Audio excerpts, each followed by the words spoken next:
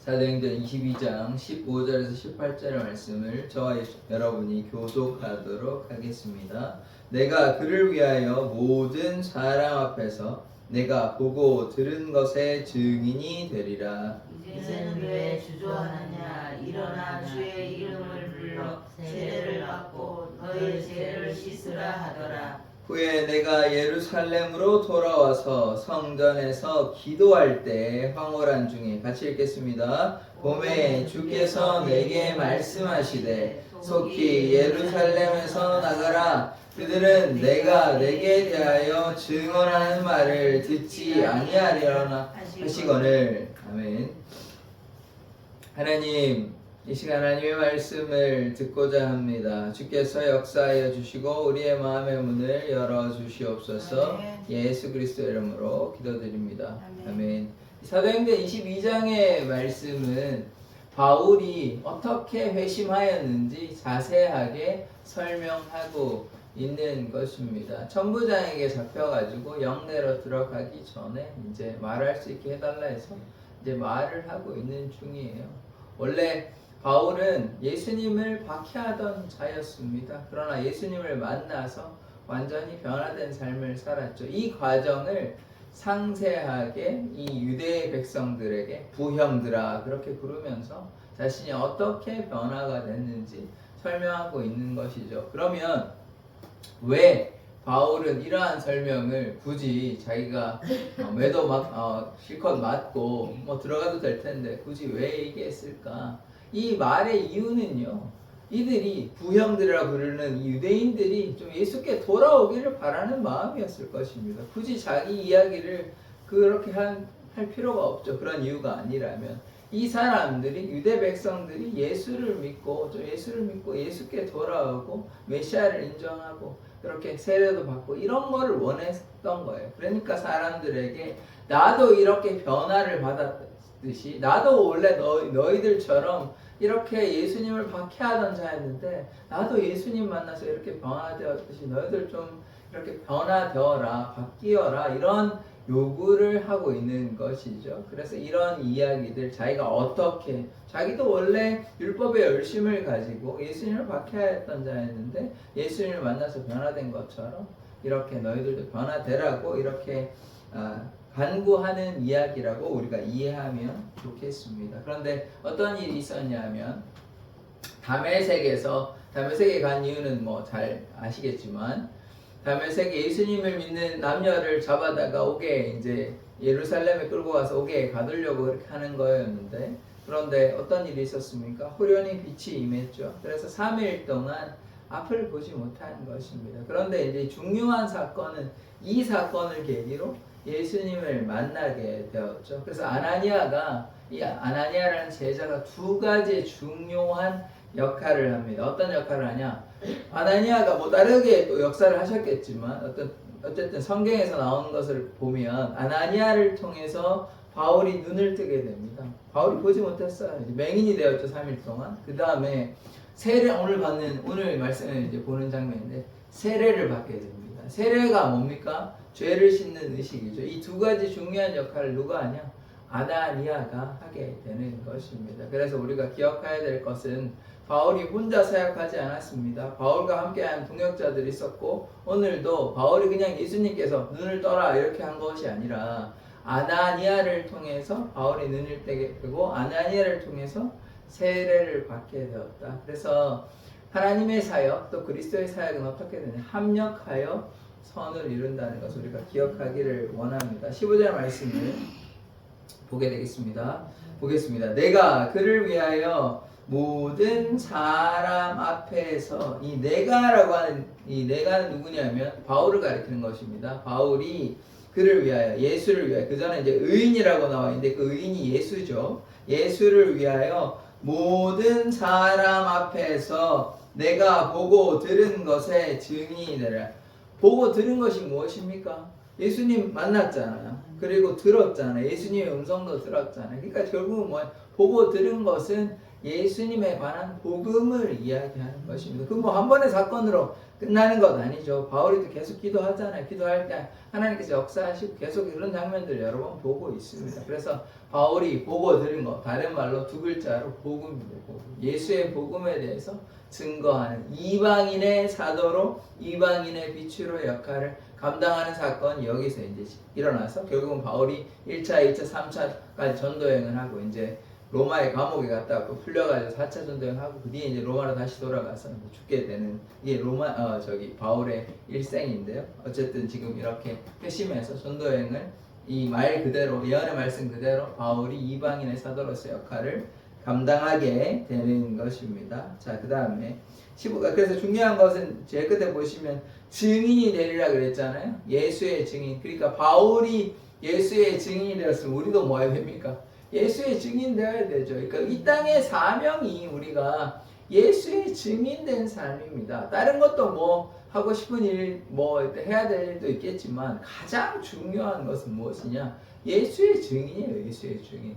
우리가 이 땅에 살아가는 이유, 사명은 무엇이냐? 예수의 증인된 삶을 살기 위해서 이 땅에 살아가는 것입니다. 그래서 우리가 주님을 향해 이렇게 믿음으로 나아가는 자 되기를 원합니다. 자, 16절의 말씀을 보시면 이제는 왜 주저하느냐? 일어나 주의 이름을 불러 세례를 받고 예수의 이름으로 세례를 받죠. 예수께서는 어떻게 세례를 베푸시냐면 성령으로 그리고 불로 세례를 베푸십니다. 그래서 예수의 이름으로 세례를 여기서 주라는 것은 예수를 가리키는 것입니다. 큐리오스라는 건데요. 주입니다. 주. 너의 죄를 씻으라. 결국은 세례가 무엇입니까? 죄를 씻는 의식이에요. 그리스도와 연합하고 물로 씻지만 또 뭘로 씻습니까? 예수의 보혈로 예수의 피로 죄를 씻는 것이 우리의 죄를 씻겨야만 주님 앞에 나아갈 수 있어요. 우리가 죄를 가지고 어떻게 주님 앞에 나아갈 수 있습니까? 그러니까 예수의 보혈의 공로로 예수의 보혈로 우리의 죄를 씻는 이 세례를 통하여 이제 그리스도와 연합한 삶을 사는 것 아닙니까? 바울이 그전에는 어떻습니까? 율법에 쫓아갔고 예수를 박해하던 자였는데 이제는 예수를 만나서 그것이 이제 그냥 말로만 하는 것이 아니라 아나니아를 통해서 세례라는 세례 의식을 하게 되는 것이죠. 이런 예식을 통해서 어떻게 됩니까? 그리스도인으로 이렇게 거듭나게 된 것입니다. 그래서 우리도 어떻게 돼요? 그러니까 이 세례라는 것이 참 중요합니다. 물론 이 세례 의식 거기에 보다 더 중요한 것은 무엇이냐? 예수님을 만나는 것인데, 그러니까 세례라는 말은 결국 무엇이냐? 예수님을 만나는 것이에요. 그러니까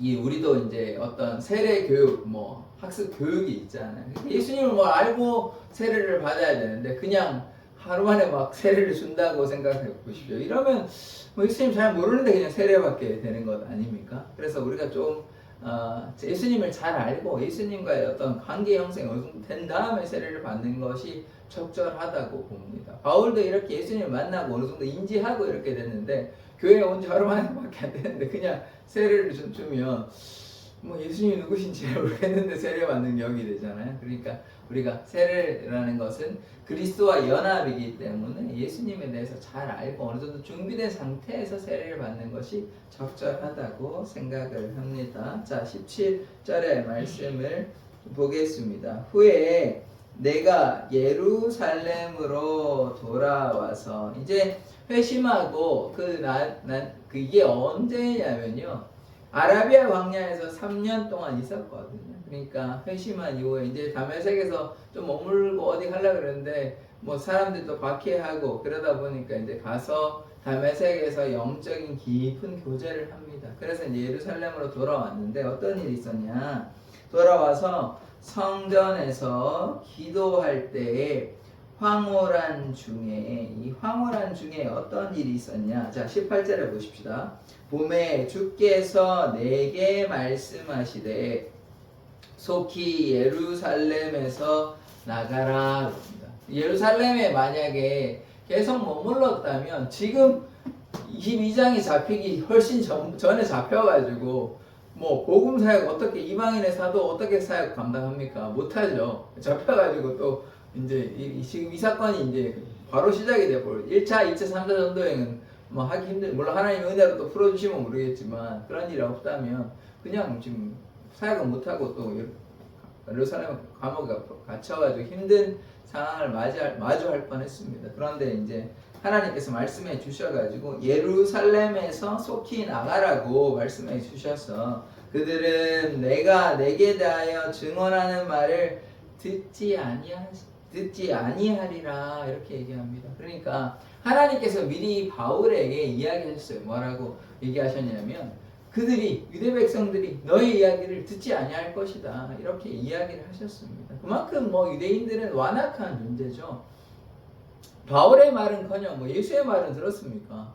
예수님이 하나님의 아들이 직접적으로 오셔도 말을 듣지 아니하는 사람, 물론 뭐 예루살렘 입성할 때는 많은 백성들이 나와가지고 이렇게 종려나무 흔들면서 호산나 다윗의 자손이여 찬송하리로다 이렇게 찬양하고 높여드렸지만 그 뒤에 예수님을 못 박은 사람들이 누굽니까? 유대 백성들이에요. 유대 백성들이니까 그들이 이렇게 악하고 완악합니다.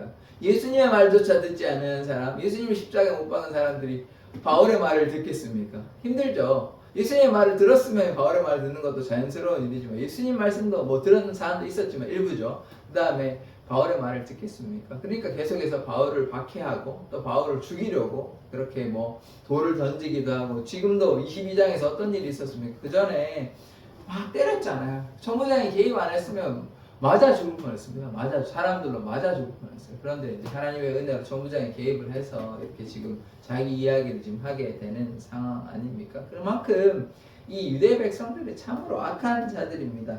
갈라디아서 1장 17절에 18절의 말씀을 제가 한번 읽어보겠습니다. 또 나보다 먼저 사도된 자들을 만나려고 예루살렘으로 가지 아니하고 오직 아라비아로 갔다가 다시 다메섹으로 돌아갔노라. 여기 한번 보시면 이 사도된 자들을 만나려고 예루살렘으로 가지 아니하고 아라비아로 갔다 그러죠. 그래서 3년 걸렸습니다. 다시 다메섹으로 돌아갔노라. 뒤에 보시면 그 후 3년 만에 내가 게바를 신방하려고 예루살렘에 올라가서 그와 함께 15일을 머무는 동안 요 말씀 근거로 아라비아 광야에서 한 3년 동안 있었다고 우리가 이렇게 보는 것입니다. 그래서 지금 요 사도행전 22장 18절의 말씀은 무엇이냐면 다메섹에서 회심 사건이 있었잖아요. 그 다음에 아라비아로 가서 3년 동안 이제 영적인 깊은 교제를 하고 예루살렘으로 다시 돌아 성전에서 기도를 하고 있는데 하나님께서 이제 말씀하셔가지고 그들이 듣지 아니한다 이제 나가라.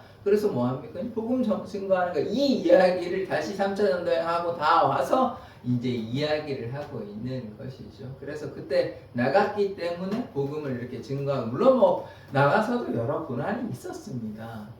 매도 맞고 돌에 맞고 그런 고난이 있었어요. 옥에 갇히고 그냥 평탄한 사역을 했던 것만은 아닙니다. 그러나 어쨌든 이방인의 사도로서 복음을 증거하는 일들이 있었던 것이죠. 근데 만약에 예루살렘에 머물렀다면 온갖 고난이 기다리고 있었을 것이죠. 왜냐하면 유대 백성들이 이 바울을 죽이려고 했기 때문입니다.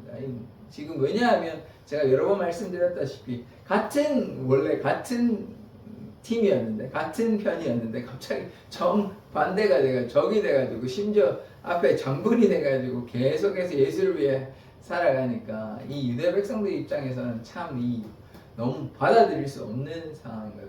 적이 돼가지고 적이 된 것도 싫은데 적의 적장이 돼가지고 선봉장이 돼서 막 싸우려고 하니까 얼마나 얄밉겠습니까? 그래서 이렇게 바울을 없애려고 그렇게 애를 쓰는 상황이고 결국은 지금도 이렇게 없애려고 하고 있는 상황에서 천부장이 개입해서 살았지. 안 그랬으면 뭐 하나님의 은혜로 물론 살았지만 만약에 그냥 내버려 뒀다면 맞아서 죽었어요. 맞아서. 그래서 바울에게 이런 고난이 늘 있었지만 하나님의 돌보심으로 어쨌든 3년간의 영적인 교제를 통해서 1차, 2차, 3차 전도여행을 통해서 이렇게 터키 지역, 지금 현재 터키 지역, 그리스 지역까지 이렇게 3차 전도여행을 해서 많은 복음의 열매가 나타나게 된 것이죠. 물론 그 와중에는 여러 가지 어려움이 많이 있었죠. 그런데도 불구하고 우리가 기억해야 될 것은 바울의 헌신으로 많은 사람들이 예수께 돌아왔다는 것입니다. 그래서 오늘 말씀의 장면에서 우리가 기억해야 하는 것은 무엇이냐면 예수의 증인 되어야 됩니다. 바울이 원래 예수님을 믿지 아니하는 자 아닙니까? 예수를 믿지 아니하는 것만 해도 참 나쁜데 거기 그친 거 아니죠. 예수를 믿지 아니할 뿐더러 정반대해서 가지고 예수님을 박해하던 자였잖아요. 예수님을 믿는 사람들을 예루살렘에 끌고 가가지고 옥에 갇히고, 그리고 어떤 사람들은 뭐 죽게 되고 거기에 자기가 이제 책임이 있다, 사람을 죽이기까지 했다, 이렇게 얘기를 하니까 얼마나 하나님 보시기에 악하고 나쁜 자였습니까? 물론 자기는 율법의 열심을 가지고 예수를 믿는 것이 잘못되었다고 생각했기 때문에 이렇게 그런 확신을 가지고 했겠지만, 이제는 완전히 변화되어 가지고 예수님을 만나고 예수님을 주라고 고백하고 지금 세례를 받게 되는 것입니다. 그래서 우리가 이 두 가지를 해야 되는데요. 우리가 육적인 눈은 당연히 띄어 있지만 영적인 눈을 떠야 합니다. 3일 동안 바울이 보지 못했잖아요. 이 보지 못했다는 것은 우리에게 시사하는 바는 무엇이냐? 우리가 하나님의 뜻을 보아야 하는 것입니다. 영적인 눈으로 깨달아야 하는 것이죠. 보고 깨닫고 그 다음에 어떻게 됐어요? 세례를 받고 변화되었잖아요. 그래서 우리가 그리스도와 연합하여 결국 뭐 해야 됩니까? 예수의 증인된 삶을 살아야 하는 것입니다. 그것이 하나님께서 이 땅에 우리에게 맡겨주신 사명이에요. 사명. 바울의 사명에 그치는 것이 아니라 우리의 사명이 되어야 되고, 주위의 사람들에게 예수를 증거하는 삶, 이 삶을 살아가는 것이 우리에게 마땅히 해야 할 일인 것입니다. 그것이 그리스도의 편지, 그리스도의 향기, 빛과 소금의 역할을 감당하는 것 아닙니까? 지지난주에 말씀드린 것처럼 그것이 우리가 그리스도의 대사로서 하늘에 속한 천국 시민권은 뭐 해야 되냐면, 모든 천국 시민권을 가진 모든 자들은 이 땅에서 파송되었기 때문에, 파송을 왜 시켰냐? 사명 감당하려고.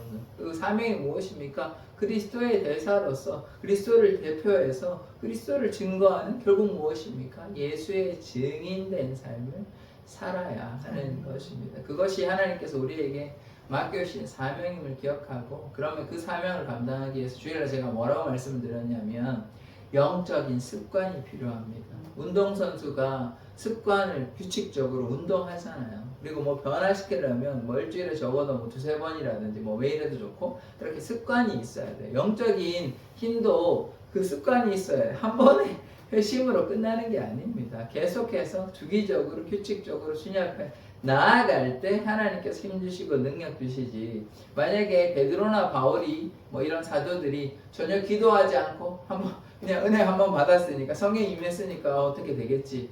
아닙니다. 계속해서 말씀으로, 기도로 그렇게 주님 앞에 나아갈 때 하나님의 역사가 베드로 사도를 통해서, 바울 사도를 통해서 일어난 것이거든요. 그럼 우리는 어떻게 해야 되겠어요? 마찬가지로 이렇게 새벽에 원사님들하고 성도님 이렇게 나오셔가지고 기도하고 하나님 말씀을 사모하고 주님께 가까이 나아갈 때 어떤 역사가 나타나냐? 성령의 역사가 나타나고 우리에게 하나님의 힘과 능력과 지혜와 용기를 허락하여 주시는 것입니다. 그럴 때 하나님께서 맡겨주신 사명 감당함으로 예수의 증인된 삶을 살아가게 되는 것이에요. 그런 공동체를 뭐라고 얘기하냐? 그런 공동체를 교회라고 부릅니다. 예수 공동체라고 부르는 것이에요. 그러니까 교회 공동체는 어떤 공동체냐면, 예수님을 주인으로 모시는, 예수님을 머리로 모시는, 예수님께서 맡겨주신 사명을 감당하는 사명 공동체가 되어야 하는 것이에요. 그 사명을 잃어버리면 목적을 잃어버린 것 아닙니까?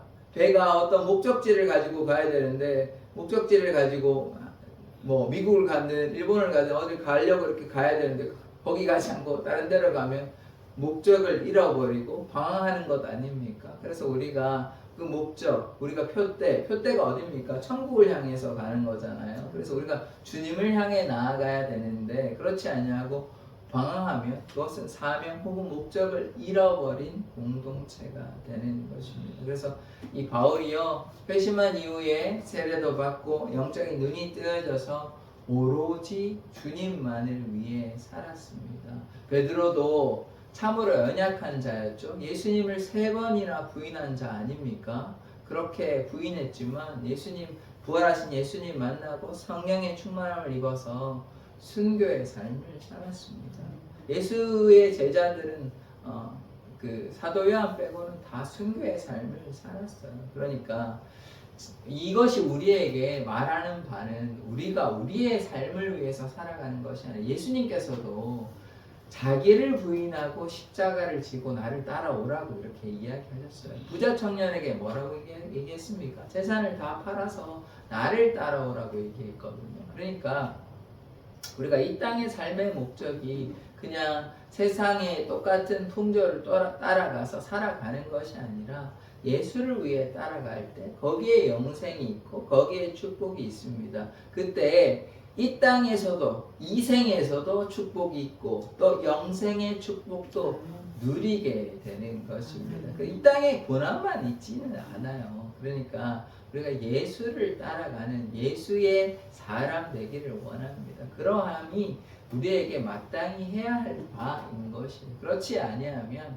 우리가 세상 사람과 동일한 삶을 살게 되고 그러하면 거기에는 영생은 없습니다. 왜냐하면 세상 사람과 똑같은데 어떻게 거기에 구원이 있다고 이야기할 수 있습니까? 그런데요, 우리가 좀 더 깊이 들어가 보면 우리가 참으로 저도 쉽지 않은데 타협해서는 안 돼요. 그러니까 주님만을 위해서 자신의 삶을 다 내어드려야 하는 것이지 이게 또 어디에 나옵니까? 여러분 잘 아시는 사도행전 1장이었나 2장이었나 아나니아 삽비라 사건 잘 아시지 않습니까? 그들이 일부를 감추어 둬가지고 어떻게 됐어요? 둘 다 생명을 잃어버리게 된 것이 이게 시사하는 바가 뭐냐고요? 타협하면 안 된다는 것입니다. 다 드리든지 아니면 안 드리든지 그렇게 해야 되는 것이지 이 정도 드렸으니까 이거는 내 거 할래 이렇다가 이런 사건 물론 뭐 우리가 아나니아와 삽비라처럼 하나님께서 당장 뭐 그랬다고 우리를 데려가시지는 잘 안 하시겠지만 그 사건을 통해서 우리가 깨달아야 하는 바는 타협해서는 안 된다. 우리가 우리 욕심대로 일부를 감춰 두었을 때 하나님께서 징계하신다는 것을 하나님께서 우리를 좋게 보시지 않는다는 것을 우리가 기억해야 하는 것이에요. 그러니까 우리가 뭐 해야 돼요? 하나님께 다 드려야 돼요. 하나님께 우리의 삶을 맡겨 드려야 하는 것이지 차갑거나 뜨겁지도 않고 그냥 미지근한 신앙 이렇게 해서 나중에 주님 만나 봤을 때 보좌 앞에 섰을 때 혹은 우리가 개인의 끝이 있잖아요. 그때 주님 앞에 섰을 때 우리가 무슨 말을 할 수 있겠습니까? 그러니까 제가 이런 말씀을 드리는 것은 우리가 하나님 앞에 참된 그리스도인으로 살아가자는 것입니다. 성경이 이야기하는 것이 적당히 이것도 해도 괜찮고 적당히 이것도 해 이렇게 이야기하지 않습니다. 하나님께 다 내어놓아라 라고 얘기하고 있으시지 심지어 가족들도 이렇게 평화를 주러 온 게 아니라 분쟁을 주러 왔다 이렇게 이야기하시거든요. 예수님께서 그런 말씀도 있어요. 그러니까 가족보다 혹은 심지어 나의 생명보다 주님을 더 사랑해야 한다는 것이 예수님의 말씀입니다. 그러면 우리가 어떻게 해야 되겠습니까? 예수님께서 우리의 삶의 구주라고 고백하면서 우리가 예수님을 따라가지 아니하고 그냥 우리의 생각대로 우리의 욕심대로 우리의 삶의 목적대로 혹은 성공을 위해서 살아간다면 그것은 예수를 믿는 그리스도인은 아닙니다. 그러면 어떤 사람이냐? 그냥 예수를 믿는 척 하는 거죠.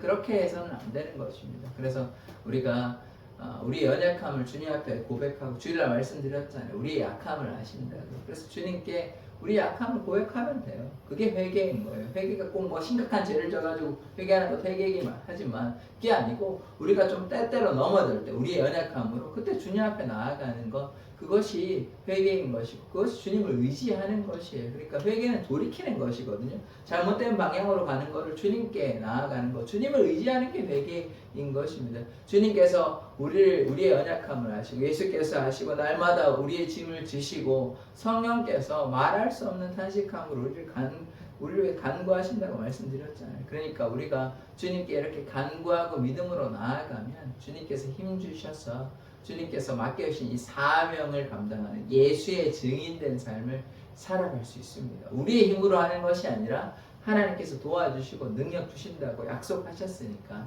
우리를 위해서 성령께서 간구해 주신다고 말씀하셨잖아요. 그러니까 우리 약함을 주님께 맡겨드리고 주님께 나아가면 주님께서 우리를 돌보아 주시는 것입니다.